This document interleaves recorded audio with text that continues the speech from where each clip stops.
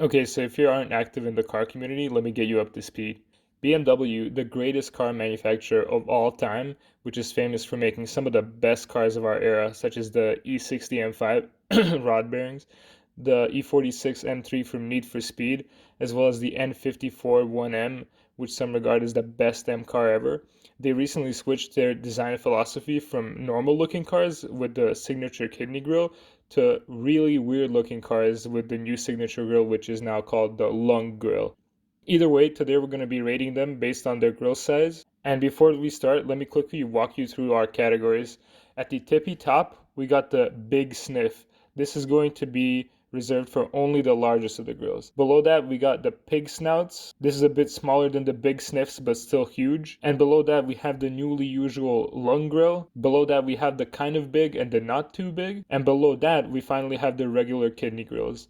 And there's also another tier below, which is called what grill tier? This one is reserved for the lesser than kidney grill grills. Okay, so let's get to it. Firstly, let's start off with the bottom category, and right from the get-go, I'm going to be putting the i3 and the i8 in these, just because they don't really have a grill. The i3 is fully electric, and the i8 is a hybrid, so I don't feel like they even count. I'm also going to be putting the Legacy 8 Series model in here because the grill is so small, as well as the Z1 because the grill kind of looks like a ditto symbol and it's basically non-existent. And also the Z8 because the grill does not even look anything like a kidney. I mean, look at that. It's just two horizontal lines. Okay, now that we're getting into the kidney grill category, I'm just going to put all the classics in here, like the E33 series, the E36, the E34, as well as some of the more modern classics, like the E39 5 series, the E46 3 series, as well as the E90 3 series. Yeah. I'm also going to be putting both the Z3 and the original Z4, the E85, because their grills are actually decently sized. Also in this category, the original X5, and I'm going to be putting the E38 7 series, as well as the E32 7 series in here as well. Okay, so we're basically done with the kidney grill category. Now we're moving into the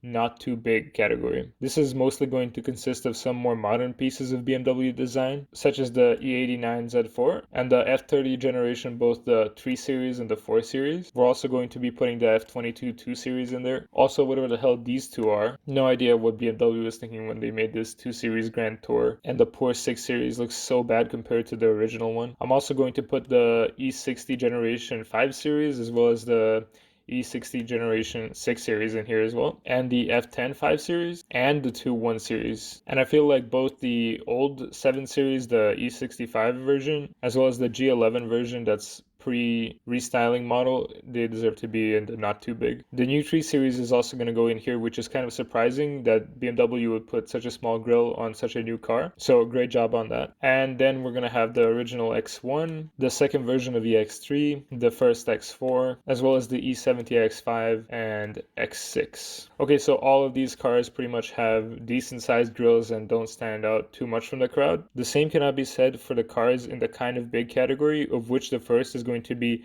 the new 2 series, which for some reason has a massive grille, similar size grille to the F15 X5, which is probably like, what, 6 times the size of it? Crazy. This spot is well deserved. We're going to put the new Z4 here as well, and the X1, and the X2, and the X3, and the X5, and the X6, and the older generation 7 series. Honestly, I've got no idea why it had such a huge grille compared to their new pre-restyling G11 7 series. It makes no sense. And the new G30 5 and 6 series are also here. Okay, so we've made it pretty far without looking at too many ugly cars, but now it's time to step it up a notch in the lung grill section. First up, it's the new 1 series. Big bra moment for whoever designed this car to have the most cartoonish looking grill imaginable on such a small car.